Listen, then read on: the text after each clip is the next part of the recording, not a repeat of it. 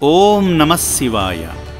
సృష్టి వినాశనాన్ని నివారించేందుకు సముద్ర మథనంలో ఉద్భవించిన గరళాన్ని తన కంఠంలో దాచిన ఆ నీలకంఠుడు కరుణామూర్తి అయి శ్రీ పుణ్యలింగేశ్వర స్వామిగా చౌటుప్పల్లో కొలువై భక్తుల పాపాలను కడుగుతూ పుణ్యఫలాలు ప్రసాదిస్తున్నాడు.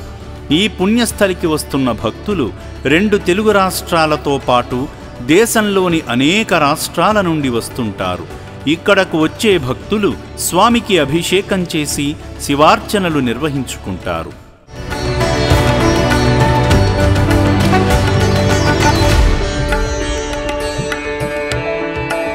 మానవ సేవే మాధవ సేవ అని తలచి దిక్కులేని అనాథులను ఆదుకునేందుకు హైదరాబాదు నుండి వచ్చిన సేవామూర్తి ఆర్ మోహన్ రాజ్ గారు శ్రీ పుణ్యలింగేశ్వర స్వామిని దర్శించుకొని స్వామి చెంత అర్చనలు నిర్వహించుకున్నారు.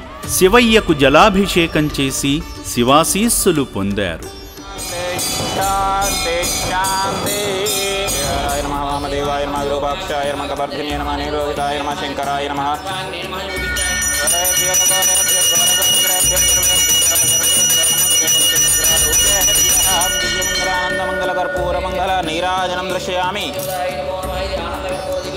నీరాజనం దర్శయామి. హర మహాదేవ్, హర హర మహాదేవ.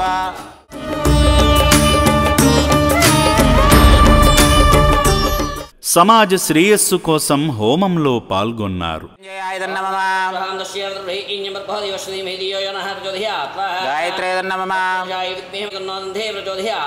గణపతే దన్నమమ అగ్నై దన్నమమ.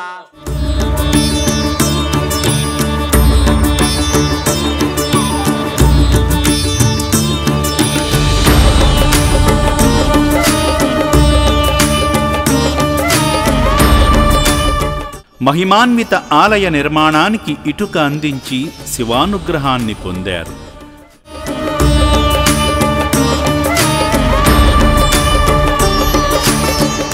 మనవడు చిరంజీవి నవనీత్ కృష్ణ పుట్టినరోజు సందర్భంగా అభాగ్యులకు అన్నదానం చేశారు.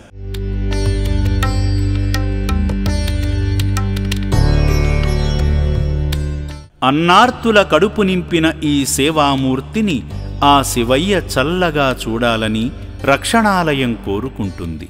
ఇక్కడ చూసిన ఈ దృశ్యాలు నాకు చాలా అద్భుతమైనటువంటిది. ఇది ఒక బృహత్తరమైనటువంటి కార్యక్రమాన్ని ఆయన గట్టు శంకర్ గారు ఇటువంటి గొప్ప కార్యక్రమాన్ని నిర్వహించడం, ఎంతోమంది అభాగ్యులను తీసుకొచ్చి ఇక్కడ వాళ్ళని చేరదీసి వాళ్ళకి అన్నదానం చేయడము, వస్త్రాలు, అలాగనే వాళ్ళ మానసిక స్థితి మంచిగా అవ్వటం కోసం అనేకమైనటువంటి సదుపాయాలు కల్పిస్తూ ఇక్కడ వాళ్ళని ఆధ్యాత్మికంగా కూడా వాళ్ళని తీర్చిదిద్దుతూ వాళ్ళని మంచి పౌరులుగా తీర్చిదిద్ది అనేక మందిని మళ్ళీ తిరిగి వాళ్ళ గృహాలకు పంపించినటువంటి సందర్భంగా ఇక్కడ నేను చూడడం జరిగింది.